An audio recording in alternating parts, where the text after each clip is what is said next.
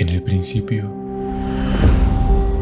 creó Dios los cielos y la tierra, y he aquí que era bueno en gran manera.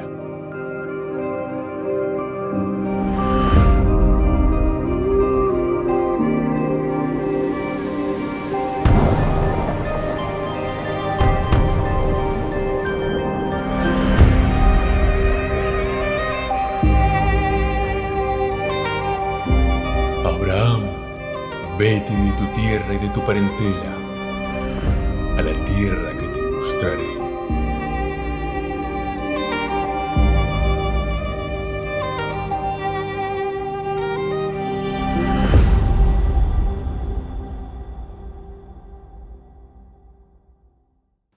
Hola, sean una vez más bienvenidos a la Biblia comentada en orden cronológico.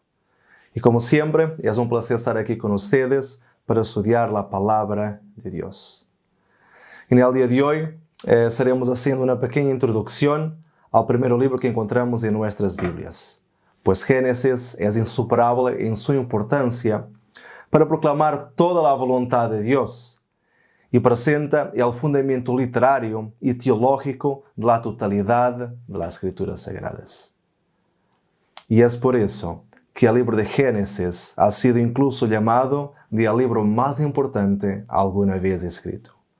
Pues como primer libro de la Biblia, él no solo contiene o anticipa todas las verdades bíblicas, sino que también es el libro que, más que ningún otro libro, ha influido en el conjunto de las Escrituras y podríamos decir que la teología en general.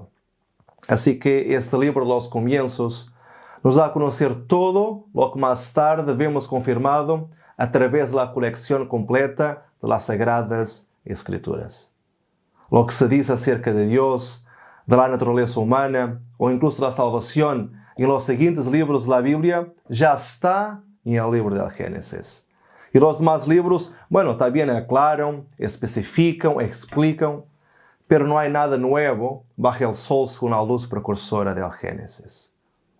¿Será que poderíamos entender la ley y el Evangelio sin Génesis? ¿O será que sería posible tener los Evangelios de Mateo y de Lucas sin las genealogías del Génesis? ¿Y no dependen también las cartas a los Gálatas y a los Romanos de Adán y de Abraham?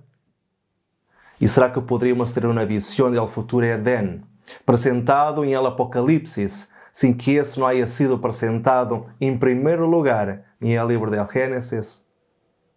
Claro que não, isso seria impossível. Por isso devemos estudar muito profundamente este livro, cuyo nome deriva da primeira palavra da Bíblia em hebreu, ou seja, da palavra Bereshit.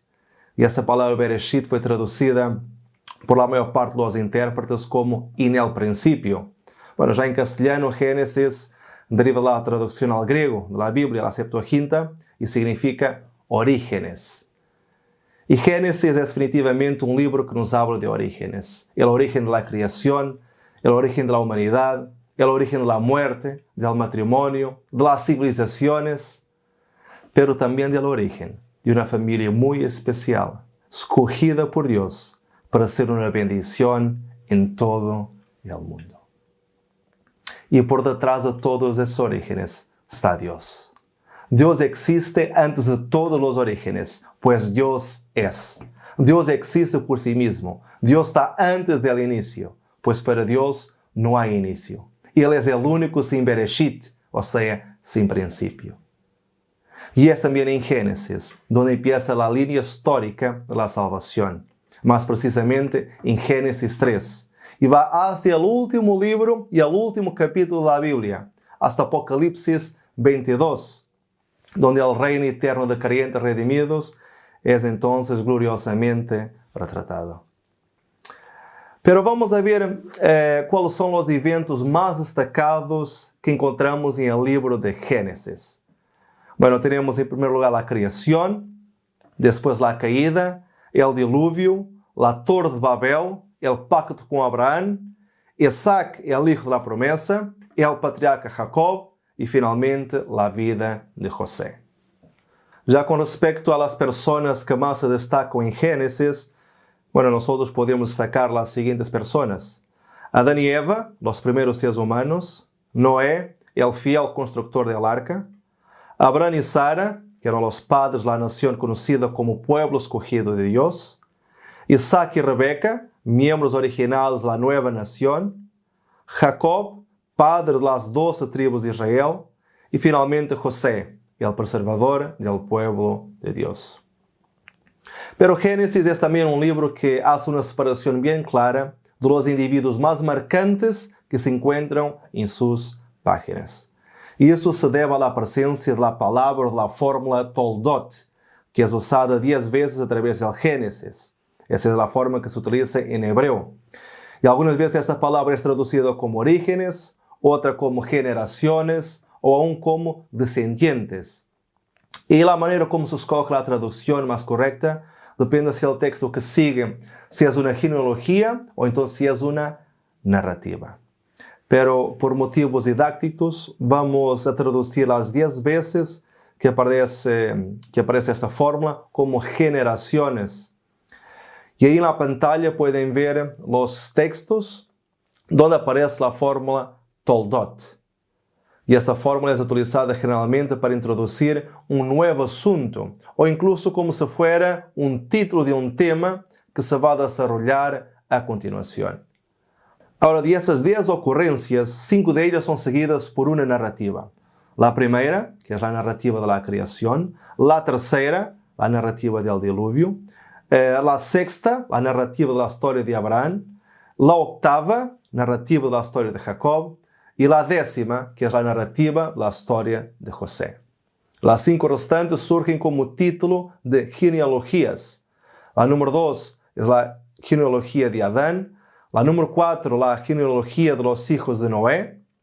La número 5, la genealogía de Sem. La número 7, la genealogía de Ismael. Y la número 9, la genealogía de Saúl.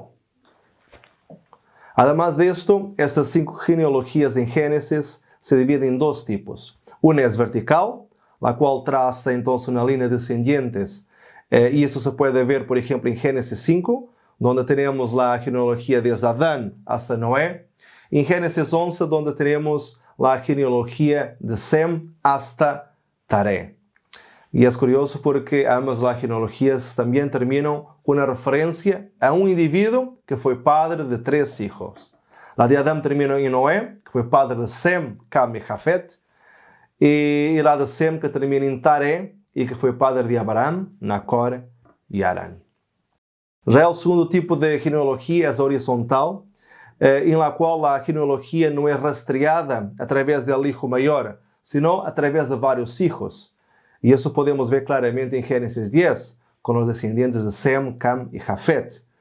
También en Génesis 25, en los 12 descendientes de Ismael. Y también en el árbol genealógico de la familia de Saúl, en Génesis 36. Y otro dato interesante es que cuando analizamos la estructura del libro, verificamos que 1/5 de Génesis, más precisamente el capítulo 1 al 11, describe la historia de 20 generaciones, o sea, de Adán a Abraham.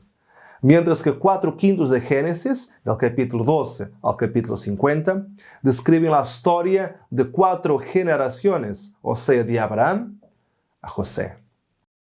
Y en estas 2 divisiones, del capítulo 1 al 11 y del 12 al 50, los primeros 11 capítulos abarcan la historia de la creación y de la humanidad, y los últimos 49, entonces la historia de los patriarcas y de los orígenes de los pueblos hebreos y árabes. Del capítulo 1 al 11 tenemos aproximadamente 2000 años de historia, y del capítulo 12 de Génesis hasta el Nuevo Testamento hay otros 2000 años de historia aproximadamente. Pero parece muy poco utilizar solamente 11 capítulos para contar la historia de 2000 años. Por eso, seguro que hay mucha información revelada en estos 11 capítulos.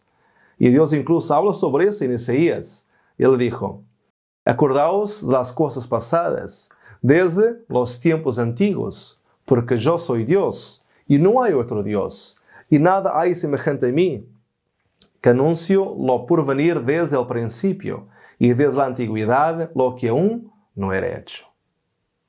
Ahora, si Dios dice que anuncia el fin desde el principio, entonces necesitamos analizar estos primeros 11 capítulos y entender que en ellos podemos encontrar mucha información relacionada incluso con el fin del mundo.